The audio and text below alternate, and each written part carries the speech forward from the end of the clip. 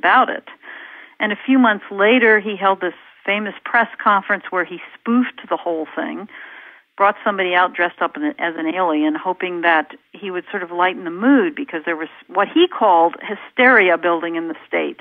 There was such concern about this incident, and he didn't really know what to do. And again, this is a statement as to how inept our government is at handling this. There should have been the federal government should have stepped in on a case like this, but of course they didn't. So he did the best job he could to sort of try to lighten it up, not knowing what the thing was himself and not having been able to find any information out about it. And then 10 years later, he decided around the time of the 10th anniversary of this incident in 2007 that he would, acknowledge publicly that he had actually been a witness to this event himself. And he does talk in the book about why he changed his mind and what he's gone through personally, and he really has become an advocate now for government change, for a new approach. And he's a powerful voice for this because he directly experienced the problems that occur when you don't handle this properly. He was in office, and it was a total mess, and he has made the statement that he would never want another governor to go through what he went through. And he said it's just a matter of time before it will happen again. Weren't a lot of people angry with him when he was in office because he wouldn't allow the acknowledgement of what so many people witnessed to be validated in any way? They were very angry at him, I think mainly because of his press conference, in which as far as they were concerned, he was ridiculing the whole thing.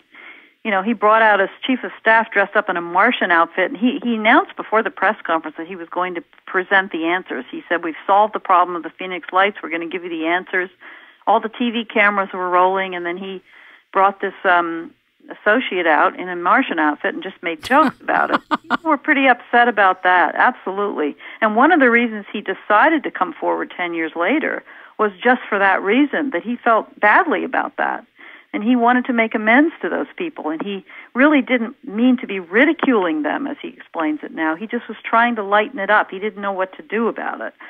So he was very motivated by his desire to speak to the people that were upset about what he did and to kind of, make amends to them. His story is a fascinating transformation, like you said. And I also think it's a beautiful microcosm, something that people in office can look at to think differently about how they would do that today, what they would do today. And maybe the issue of disclosure in terms of the big D for disclosure maybe is further off when we think, but that the acknowledgement that there is aerial phenomenon that's unidentified, which we need to study more, which we need to have a space to acknowledge in the United States and in other countries that may still be lagging. But I think United States is the one that's dragging its feet on this the most, don't you?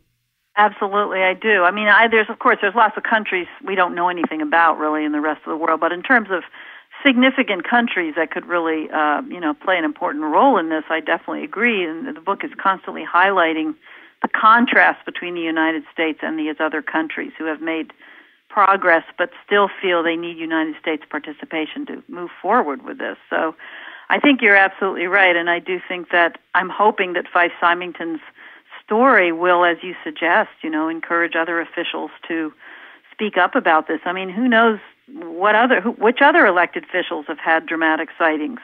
I mean, Dennis Kucinich was willing to talk about it, but there are probably others. So the book hopefully, and especially Symington's piece and his comments can really help other people be willing to take a stand. And then ultimately, hopefully we can change the U.S. government's position because they do lag behind. You're absolutely right.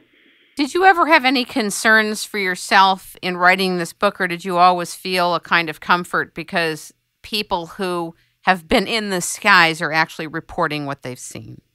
Yeah, I mean, by the time I got to writing this book, I really didn't have any worries about my own, myself in any way, because I'd been doing this for so long. I mean, I started this in 1999, and certainly in the beginning, I had all kinds of trepidations about it, professionally and about ridicule and all the things that one naturally worries about. But by the time I got to writing this book and really knew that these incredible officials, including 5 generals, were going to participate and actually write for the book, it just gave me a tremendous amount of confidence in the whole thing. So it's always a struggle to write a book, and it was an incredible amount of work, and sometimes I would doubt that, oh my God, am I doing it right, and will I ever get it done, and all the things that, you worry about when you're doing something that's hard. But, I wasn't really concerned or scared for myself in the way I think that you meant when you asked the question. It's a very big book, too. It's almost 300 pages. Right, and about half the book is original pieces, exclusive pieces written by other people. So I've written half of it, and I've framed everything for the reader and given it a cohesion and a narrative that holds it all together, and given lots of information myself. But about half the book is these stories and accounts and explorations of cases and all the things that these other people have brought to the table here, which I think is one of the reasons the book's important, is because you have these exclusive first-person accounts written in their own words by these people. It's not me quoting them, it's them actually speaking directly to the reader. And that's one of the things that's really unique about the book and gives it a certain power, I think. There was a gentleman that was flying a plane, a smaller plane. Was it Valentich? Yeah, Valentic. I think Valentic, yeah. And I really would like you to just share a little something about that, because Valentic disappeared, and yet nothing really was done about it. Talk a little bit about that. Yeah, I mean, this was a case that was presented in the book by Richard Haynes, Dr. Richard Haynes, again, a former senior scientist from NASA who's an expert on aviation safety cases that are involving UFOs, and he researched this case in great detail, and actually the book provides a really chilling transcript of, I don't know if you remember that, Kim, of the conversation he had just before his plane went down. I do. Oh my God, it's pretty chilling, and there's some kind of a big green, metallic-looking lit green light that was flying around him and frightening him and sitting on top of his plane, and then eventually they just he lost communications and his plane disappeared. And there was certainly they searched for his body and they did the sort of usual things that they do in a plane crash, but never found it. They never found his body, or they never found the plane and his body? As far as I don't think they ever found either one. I mean, they were pretty clear about where it probably fell in the water, and it would be the kind of thing you wouldn't expect to find because of the way the water was underneath. The currents and the depth of the water, and I mean, it was a water thing. So it's not surprising that they wouldn't have been able to find it. I mean, that's the point. It's not like it mysteriously disappeared or something.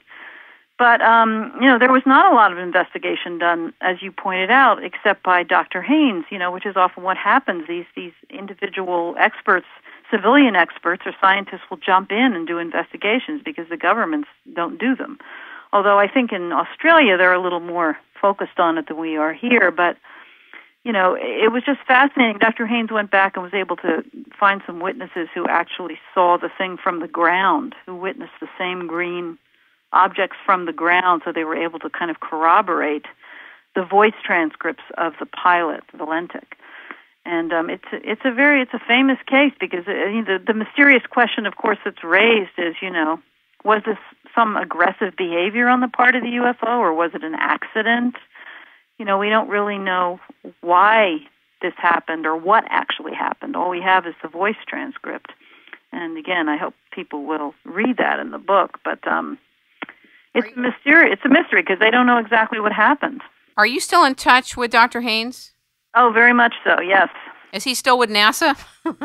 No, he's actually retired from NASA, but he heads up this group called NARCAP, which I mentioned earlier, and I highly recommend people to check that out on the web. It's narcap.org, NARCAP. He's very involved in some great research on aviation safety and UFO issues, and still very active, but he's no longer at NASA. He's retired. Now, I noticed you had spoken also with Nick Pope, who had worked for the British Ministry of Defense for 21 years, from 1985 to 2006, and he's done a significant amount of research in this area. What drew you to Nick Pope, and what were your findings there that you can talk about? Well, I mean, I've known Nick for quite a while, and really what drew me to him was the fact that he was an official. He was an MOD official who had this long career, as you just mentioned, and from 91 to 94, he was actually placed in charge of the Ministry of Defense's, what they called UFO desk.